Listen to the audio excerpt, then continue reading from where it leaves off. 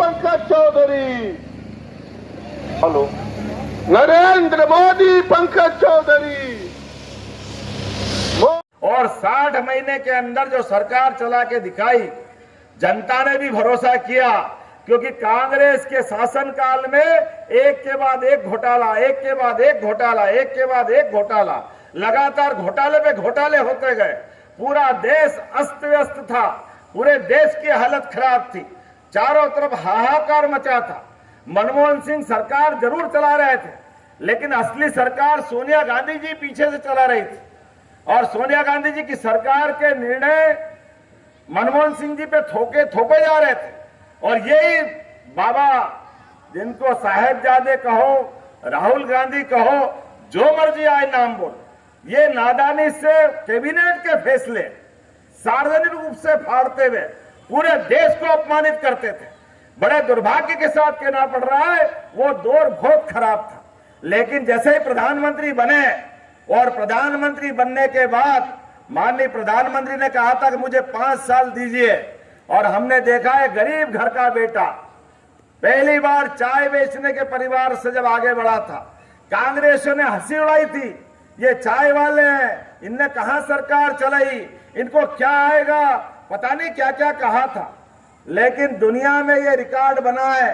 इतना बड़ा लोकतंत्र, और लोकतंत्र के अंदर जब चाय वाले ने सरकार बना के दिखाई, तो हम सबको मालूम है वो सरकार कितने प्रकार से अलग अलग प्रकार की हुई, जिसमें पहली बार वो पाकिस्तान जो जब मर्जी आतंकवादी भेजता था, सेना पे सैनिकों के सर काट करके फुटबॉल खेलते थे उनकी अपने सर से, इतना अपमानजनक माहौल था। ये सारे फोर्स के जवान लज्जित होते थे,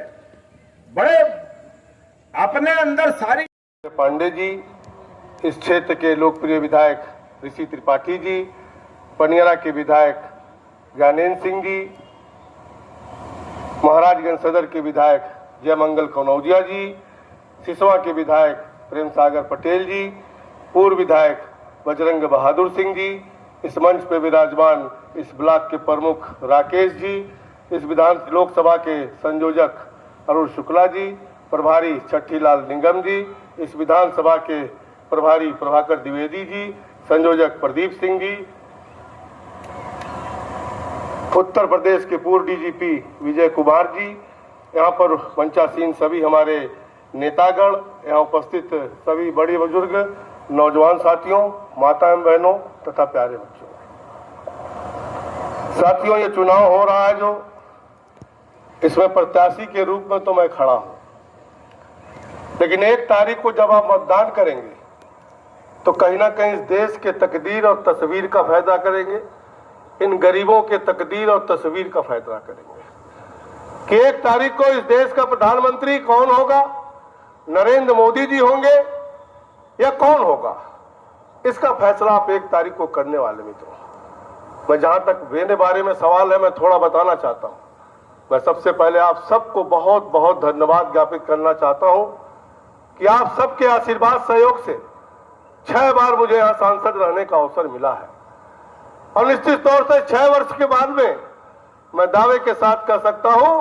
कि लोगों का मैं बनाने का काम किया है, किसी का बिगाड़ने का काम नहीं किया मित्रों। और आप सबके आशीर्वाद से आज एक कंधे पे मेरे बहुत बड़ा दायित्व है, जो भारत सरकार के वित्त राज्य मंत्री के नाते आज मुझे क्षेत्र मेरा जो महाराजगंज था, आज कहीं ना कहीं पूरे देश में मुझे जाना पड़ता है। उसके नाते अगर मेरे आने जाने में थोड़ी कमी जरूर हुई है, वो कमी कहीं हम बैठे नहीं रहे, देश के ही सेवा के लिए देश के विभिन्न कोने में मुझे जाना पड़ता है मित्रों, उसके लिए मुझे थोड़ा आने जाने में थोड़ा कमी हुई है। फिर भी एक दिन का भी अवसर मिलता था तो भाग करके मैं अपने जनता के बीच में, अपने कार्यकर्ताओं के बीच में आने का प्रयास करता था मित्रों। उसके लिए अगर कोई कमी रह गई हो तो मैं आप सबसे क्षमा चाहता हूं, लेकिन जहां तक सांसद का दायित्व था, उस दायित्व को भी निभाने का हमने प्रयास किया है। 2014 के पहले आप सब ने मुझे 4 बार चुना था, 4 बार हम लोग प्रयास करते थे लेकिन सफलता नहीं मिलती थी। लेकिन आज 2014 के बाद जब देश के यशस्वी प्रधानमंत्री नरेंद्र मोदी हुए और 2017 में उत्तर प्रदेश में यशस्वी योगी आदित्यनाथ जी मुख्यमंत्री हुए, तो आज जिले का चेहरा बदलने का काम हमने किया है। चाहे सड़क जो पहले केवल आपके मुख्यालय पे बना, चाहे हेड पोस्ट ऑफिस का मामला हो वो भी आपके मुख्यालय पे बना, चाहे ऑडिटोरियम का विषय हो वो भी पूरा करने हम जा रहे हैं, स्टेडियम का रिनोवेशन करने हम जा रहे हैं। ऐसे तमाम काम है जो गांव में गांव तक बिजली पहुंचाने का जो समस्या था वो भी हम सब ने किया। मित्रों, आपको पहचानना होगा कि 2014 के पहले गरीबों की स्थिति क्या थी और आज स्थिति क्या है। इस देश में आजादी के बाद जब जब भी चुनाव होता था, कभी धर्म के नाम पर, कभी जात के नाम पर, कभी क्षेत्र के नाम पर, कभी भाषा के नाम पर हम वोट डालते थे। लेकिन यशस्वी प्रधानमंत्री इस देश को विकसित भारत बनाना चाहते हैं और 2014 से ही उन्होंने काम करना शुरू किया और सबका साथ, सबका विकास, सबका विश्वास का जो नारा दिया, आज कहीं ना कहीं उसको चरितार्थ करके उन्होंने दिखाने का काम किया है। 2014 के बाद से जो पहले कभी गांवों में मकान आता था तो 2-4 करके ही आता था, शौचालय आता था तो 2-4। सरकार केवल अपनी जिम्मेदारी निभाती नहीं थी, केवल एक कोटा पूरा करती थी कि हम भी मकान बना रहे, हम भी शौचालय बना रहे। लेकिन मोदी जी आए कि आजादी के 60 साल बाद भी जिन गरीबों का मकान नहीं मिला, जिनके पास शौचालय नहीं था, जिनके पास बिजली का कनेक्शन नहीं था, उन सबको जो नारा दिया कि मकान बनना है तो सबका बनना है, शौचालय बनना है तो सबका बनना है, पीने की पानी की व्यवस्था करनी है तो सबकी करनी है, घर में बिजली लगना है तो सबका लगना है, 80 करोड़ परिवार को अनाज देना है तो सबको। जिन्होंने मुझे यहाँ बुलाया और आपके सामने बोलने का मौका दे रहे हैं, मैं अपनी बात सीधे चालू करूंगा। मैं इस जनपद में बहुत पहले रहा, करीब 30 वर्ष पहले, और यहाँ के साथ सभी गांवों में मैं गया हूँ। अब पुरानी पीढ़ी तो ख़त्म हो गई है, अब नई पीढ़ी आ गई है और मंच पे जो जितने भी लोग बैठे हैं ये अब नई पुरानी पीढ़ी के भी कुछ लोग हैं, नई पीढ़ी के भी कुछ लोग हैं। और उस समय ये बड़ा शांत जनपद होता था और उसी समय मैंने जो देवदा और रामग्राम के बारे में उस हर गांव में जाने के बाद मैंने उसकी पता लगाया और उसके बारे में लेखन भी किया। और पंकज चौधरी जी इसके लिए बहुत बधाई के पात्र हैं कि उन्होंने देवदा में खुदाई करवाई और अब रामग्राम का जो बड़ा स्तूप है, बुद्ध के जो अस्थियां इसमें दबाई गई थी और उसकी खुदाई होने जा रही है, इसके लिए वो बहुत बधाई के पात्र हैं। और इसके विकसित होने से पूरे जनपद का बहुत बहुत विकास होगा। सड़कें अब मैं पहले जो 30 वर्ष से के बाद मैं देख रहा हूँ इन सड़कों को, तो अब ये सड़कों में बहुत सुधार है। जो सबका विकास, सबका साथ, सबका विकास का जो नारा दिया है माननीय प्रधानमंत्री जी ने, उसके अंतर्गत मैं देख रहा हूँ पहले तो एक सिंगल सड़क होती थी और ठूठी बारी से नौतनवा तक जाना बड़ा कष्टदायी काम होता था। इतनी खराब हो गई एक बार सड़क की, हम लोग फिर चौक से आए, चौक से बरगदवा बीच जंगल के बीच से एक रास्ता है, वहाँ से आना पड़ा। तो मैं भाजपा सरकार को,